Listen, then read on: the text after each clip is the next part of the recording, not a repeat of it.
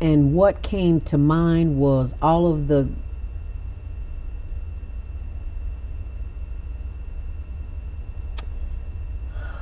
what word can I use? All of the hearsay that we've been hearing about the Trayvon Martin experience, incident, where he was killed, and at first they weren't going to bring him to trial, and now he's been sentenced. I don't know how many years it was, but I thought about the facts, how people were jumping on board with just hatred and not really knowing the facts. Right. And then the facts came out, and now justice has been served. How do you, as a spiritual life coach your clients not to get caught up in hearsay and deal with the facts? Well, what we're doing is with spiritual life coaching, and let's just say you're coming through your filters.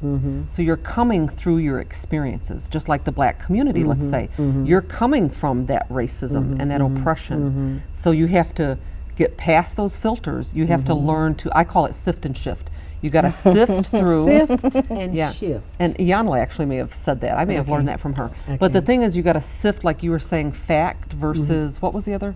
Fiction. Hearsay. Or hearsay. Fiction. So you've got to, you've got to be able to, again, that comes in with the spiritual. You got to get, I do breath work and stuff, and I teach people how to breathe and get centered, okay? And then you got to take away your filters, which is your perceptions, and then you go through those and you actually get to the fact and the truth. The truth is always there. It's just how we unfold it and how we get to it. And I think, that's really powerful. And I was watching on the OWN network, the Life Tour class with Anthony Robbins on Oprah, the OWN network, like Thyre network. And just this past Sunday, there was Antoine Hawkins, who, I think I'm saying his name, Antoine Hawkins?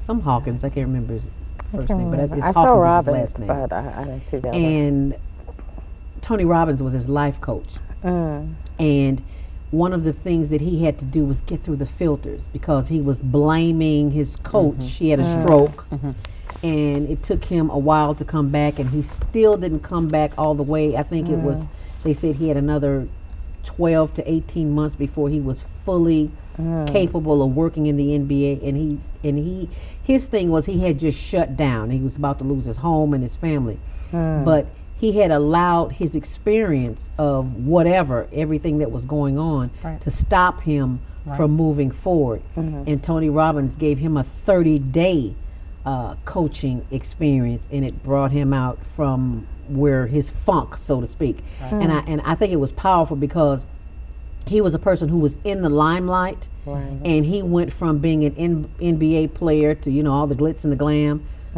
to working on a garbage truck. But his thing was, it may be a garbage truck, but I can support my family, and we don't have to lose our home. Powerful. So Anthony Robbins, his coaching was awesome. I mean, he brings you in, real nice and smooth and slow, and then it's like, bam, right in your face. Right. Is that the kind of coaching? And I can say this as an African American, as black folk, is sometimes we need that in your face. Right. And it depends on the individual or the group, because I do group coaching as well. I think I've not watched a lot of Tony Robbins, but I have it taped, and I'm going to be watching, because we always need training and more of what we're doing. But I think he deals a lot on a physical level, but he does the mental and emotional as well.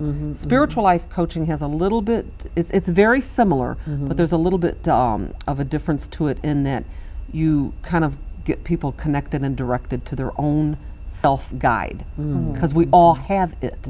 Nobody has something more than the other on the inside. So we just have to develop that from the inside out. But I love him as well.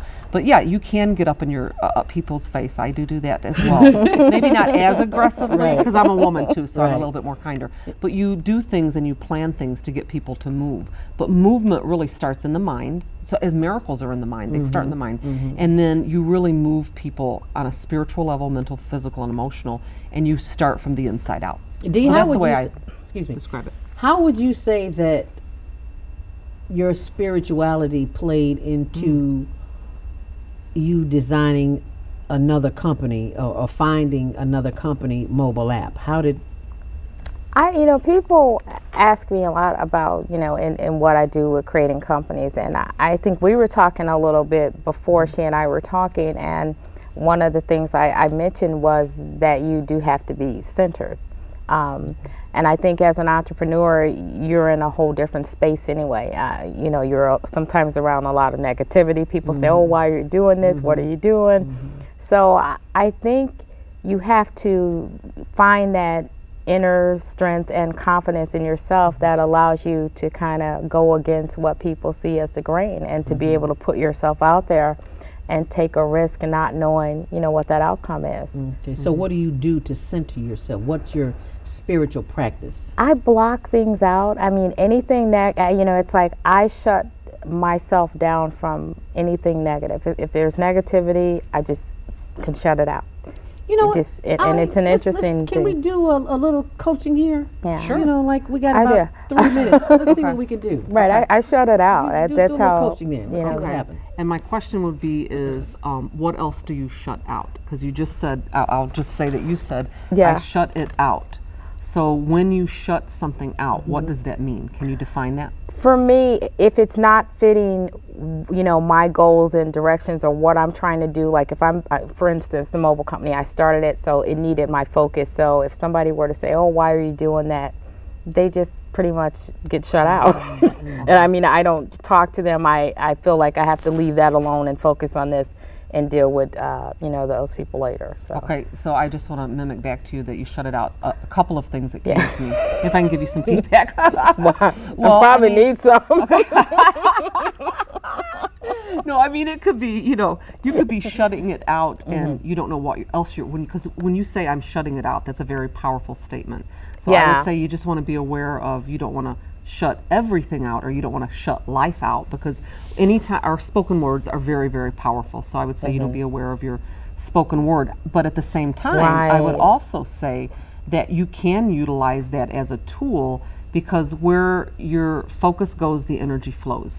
And if you use the spiritual principle of focus, you're actually utilizing spiritual principle, because you said, I kind of put them over here. You kind of compartmentalize them. That's what I mean. I think more so than not like getting rid of them, period. Right. It's just like for right now, this is important. So you go there, I'll deal with you later. Just kick them to the curb just for a minute. Just for a minute. You can't let them in your mental space, so to speak, that it stops progress. And another thing that comes to mind, that's actually about boundaries. And that's what it is. I've learned that. Like you have very clear boundaries. Yeah, well, it took me a long time to learn boundaries in my life, but now that I have learned them, it makes it easier for me to deal with just about anybody. Right.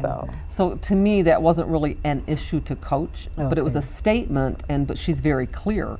I can give her feedback and say, well, Dee, what I hear from you is you're very clear, and where your energy goes, the focus goes where the energy flows, that type thing. Wow. And that she's also got very good boundaries, and she's really just kind of compartmentalizing. She's actually, I'll give you this, I'll acknowledge you, because she's taking care of herself. She knows what she's got her business in order, and she's going to put them here so she can keep her focus straight.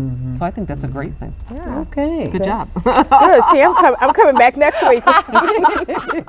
Looks like you might have a new client. There you go. There you go. Ollie. So that's powerful, and I know that there's, we as a people, we don't, we go to church and we talk to Big Mama and whoever else, and we sometimes don't see the purpose in having a spiritual life coach. And Yana Van Zant and Reverend Dr. Johnny Coleman have been my life coaches from afar, from my spiritual life coaches from afar. I listen to their words, and I do the practices and things of that nature. So I fully understand, and I appreciate the work you do. And we've got about a minute to go, so give us a closing thought in 30 seconds or less, and tell us. Spiritual life coaching can definitely change you from the inside out and make you move forward in physical, mental, spiritual, emotional, and in your career and everything. And to support people, would you want me to tell about a free event I'm doing? Sure. Okay, so May 12th, 1 to 3 p.m., I'm going to host an event, and it's free. And it's going to have some coaching, and it's on the website, compassyourway.com. And people can come and get a little bit of a taste of it and everything. But Spiritual Life Coach saved me, and it saved my life. Wow. So that's powerful. it is. Wow. Well, thank you for saving our life today, Dee. I know. You've been coached. I've been coached. You've been helped. You know, next week. I need more coaching. Thank you so much for joining us today on the Higher Learning Network. You can always look us up on Facebook or YouTube or Vimeo, the Higher Learning Network TV show. Stay on purpose, stay empowered. Thank you for joining us, Dee Daniels. Thank you. Digital 2.0 and Apply.com mobile app. You got to get one. And the Reverend Ollie Drezek Kelly, spiritual life coach. Thank you so much for joining us. We'll see you next time on the Higher Learning Network.